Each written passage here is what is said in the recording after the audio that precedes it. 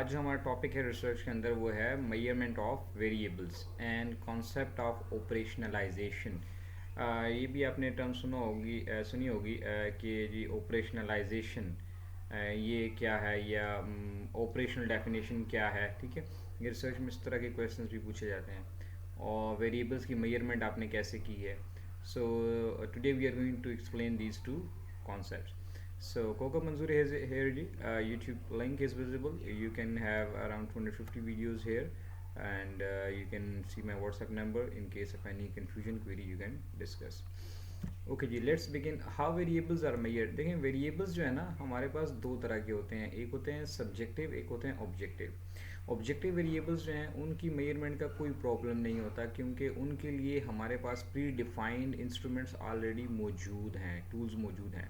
जैसे कि मिसाल के तौर पे लेंथ है, तो अभी लेंथ को मैयर करने का कोई हमारे लिए प्रॉब्लम नहीं है। हम किलोमीटर में मैयर कर सकते हैं, मीटर्स में मैयर कर सकते हैं, इंचेस में मैयर कर सकते हैं। ठीक है, तो ये ऑलरेडी प्री डिफाइंड हमारे पास इंस्ट्रूमेंट्स टूल मौजूद हैं। इसी तरह टेम्परेचर है तो हमारे पास थर्मामीटर है और बहुत सारे वेज हैं उसको मैयर करने के लिए। ठीक है, वेट है, ठीक है, वेट ऑफ टेबल, रूम, मतलब जो इस किस्म के वेरिएबल हैं, हाइट है, वेट है, वेट में आपके पास हमारे पास केजीज होते हैं। ठीक है, या हम लीटर्स और उसमें भी मालूम कर सकते हैं। इसी तरह हमारे पास जो है वो एरिया मालूम करना है तो हमारे पास लेंथ और वेट के जो हैं वो प्री डिफाइंड इंस्ट्रूमेंट्स मौजूद हैं। तो ऐसे वेरिएबल्स को जो है ना मैयर करना कोई प्रॉब्लम नहीं है। इसी तरह कुछ डेमोग्राफिक्स हमें चाहिए तो उसका भी कोई हमारे पास प्रॉब्लम नहीं होता। Similarly data representing several demographics, तो हम सिंपली कुछ क्वेश्चंस पूछ के भी वेरिएबल को अपने को मैयर कर सकते हैं। जैसे कि मिसाल के तौर पे आप कितने सालों से इस ऑर्गेनाइजेशन में काम कर रहे हैं, तो वही आप सिंपली बता देंगे 1 साल से, 2 साल से, 5 साल से, 6 माह से, वट एवर, राइट। इसी तरह how long have you been working for the particular assignment, ये भी वही टाइम आ गया। ठीक है, आपका जॉब टाइटल क्या है, आप किस सिटी में रहते हैं। सो इनकी मेजरमेंट कोई प्रॉब्लम नहीं होती। प्रॉब्लम कहाँ आती है? प्रॉब्लम आती है जब हमारे पास होते हैं जी सब्जेक्टिव वेरिएबल्स। सब्जेक्टिव वेरिएबल्स का क्या मतलब है? जब हम बात करते हैं फीलिंग्स की, एटीट्यूड की, परसेप्शंस की। ठीक है, यानी वो वेरिएबल्स जो कि सब्जेक्टिव हैं, जिसमें इमोशंस आ रहे हैं, जिसमें कुछ बिहेवियर्स आ रहे हैं, उनको मैयर करना आसान नहीं है। जैसे मिसाल के तौर पे, आगे में भी एक्सप्लेन करेंगे डिटेल में भी, कि हम ये कह दें कि भाई आप हम मैयर कर रहे हैं जी एम्प्लॉय की सेटिस्फेक्शन कितनी है। तो एक बंदा कहता है जी मैं सेटिस्फाइड हूँ। तो कैसे कैसे पता चलेगा क्या सैलरी से सेटिस्फाइड है, इन्वायरमेंट से सेटिस्फाइड है, बॉस के बिहेवियर से सेटिस्फाइड है, और कितना सेटिस्फाइड है। ठीक है, ये हम कहते हैं जी ये बंदा बड़ा अच्छा है। होता है ना कि यार मैं एक ट्रेनिंग में था तो मैंने उनसे पूछा जी वो कि अगर आप ने शादी करनी है तो आप क्या क्या देखना चाहेंगे कि लड़का कैसा हो। तो उन्होंने कहा जी वो अच्छा हो। तो मैंने कहा what do you mean by अच्छा? सो अच्छा इज़ ए सब्जेक्टिव वेरिएबल। नमाज़ें पढ़ता हो, रोज़े रखता हो, अखलाक में अच्छा हो, किरदार में अच्छा हो, सैलरी में अच्छा हो, घर बार में अच्छा हो। सो यू जब इस तरह के वेरिएबल हमारे पास आते हैं रिसर्च में, तो हमें बड़ा फिर वो फिर उसकी मेजरमेंट के लिए फिर हमें जो है कुछ टेक्निक यूज़ करनी पड़ती हैं। तो वो इतना आसान नहीं है जैसे कि लेंथ और हाइट और वेट को मेजर करना है। So there are ways of tapping subjective variable and perception of individuals. तो जो इस किस्म के वेरिएबल्स हैं उनको मैयर करने के लिए हमारे पास फिर कुछ तरीके हैं। तो आप हम जब रिसर्च करेंगे मोटिवेशन पे, जॉब इन्वॉल्वमेंट है, जॉब सेटिस्फेक्शन है, और इस तरह के बेशुमार जितने भी वेरिएबल्स हैं, क्वालिटी है। ठीक है, तो इस तरह के जो चीज़ें हैं उनको मैयर करने के लिए फिर हमारे पास कुछ तरीक़ेकार हैं।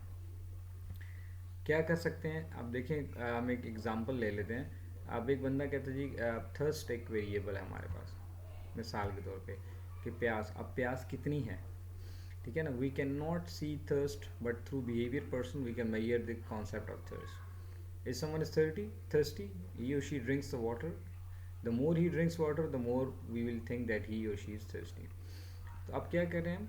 So if several people say they are thirsty, then we may determine the thirst level of each individual by the measuring of the quantity of the fluids they take in to quench their thirst.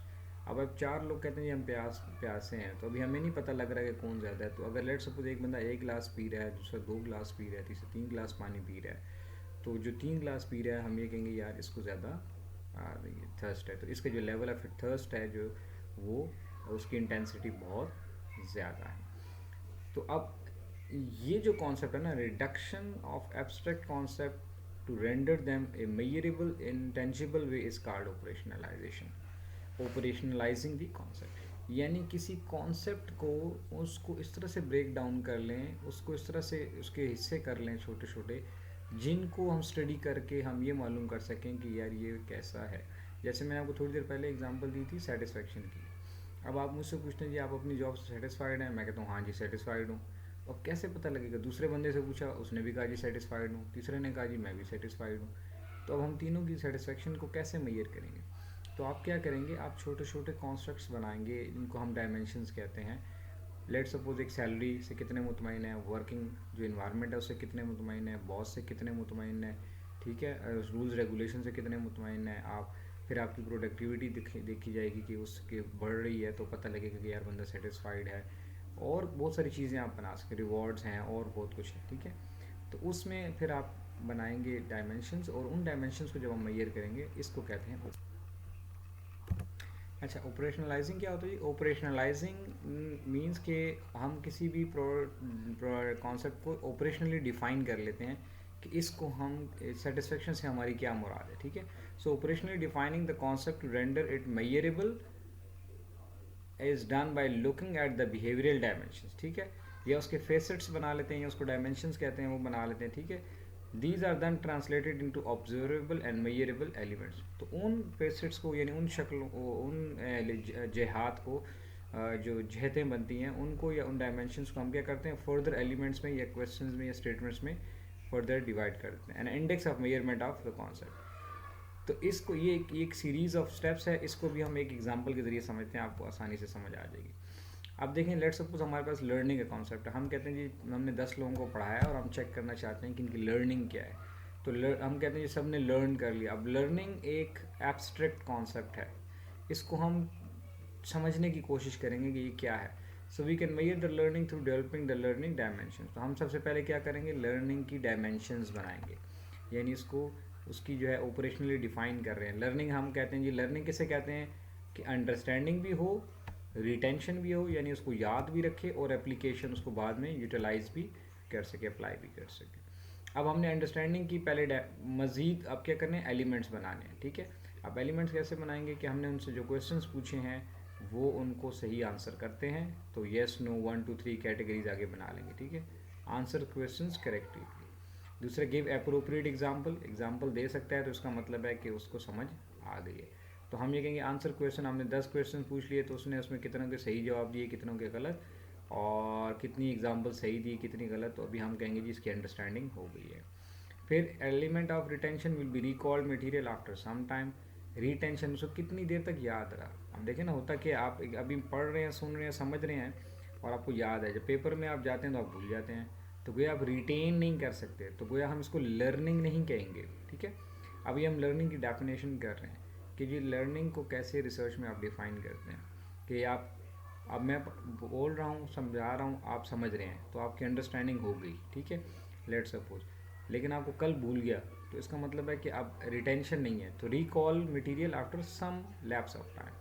तो हम क्या करेंगे, उन्हीं student से हफ्ते बाद, 3 दिन बाद, महीने बाद, या उसी एम्प्लॉय से दोबारा पूछते हैं, तो अगर उनको याद है तो इसका मतलब है रिटेन भी किया उन्होंने। And then solve the problem. अब हम उन्हें प्रैक्टिकल प्रॉब्लम में डालते हैं कि जी ये करके दिखाएं। अब यही प्रॉब्लम होता है कि स्टूडेंट रिसर्च पढ़ लेते हैं, लेकिन जब रिसर्च करने की बारी आती है तो वो नहीं कर पाते। अंडरस्टैंडिंग भी हो जाती है, रिटेंशन मार्क्स भी अच्छे ले लेते हैं क्योंकि उनको रिटेन भी किया था, याद भी रखा था, लेकिन जब रिसर्च करने की बारी आ जाती है तो नहीं समझ आता कि अब मेरा सैम्पलिंग डिज़ाइन क्या होगा, मैं लिटरेचर रिव्यू कैसे करूँ, ये मेरी एक्सप्लोरेटरी रिसर्च है कि एक्सप्लेनेटरी रिसर्च है। तो बस इसका मतलब है कि उनकी लर्निंग ठीक से नहीं हुई। सो एलिमेंट ऑफ एप्लीकेशन उसमें मिसिंग है। Solve problem applying concept understood and record. तो वो प्रॉब्लम को भी सॉल्व कर सकता है, उसको समझ भी गया, उसको रिकॉल भी कर सकता है, integrate with other relevant material, और बाकी चीज़ों के साथ उससे लिंक भी कर सकते हैं। तो हम जब एम्प्लॉई की लर्निंग की बात करेंगे तो हम देखेंगे उसकी अंडरस्टैंडिंग भी हो रही है, उसकी रिटेंशन भी हो रही है, और उसकी वो एप्लीकेशन, यानी उसको अप्लाई भी कर सकता है। तब हम जाके कहेंगे जी ये लर्निंग लेवल उसका कितना है। तो इस तरह हम 50 एम्प्लॉयज़ को मेजर करेंगे तो हर एक का अलग अलग लर्निंग लेवल हमारे सामने आ सकता है।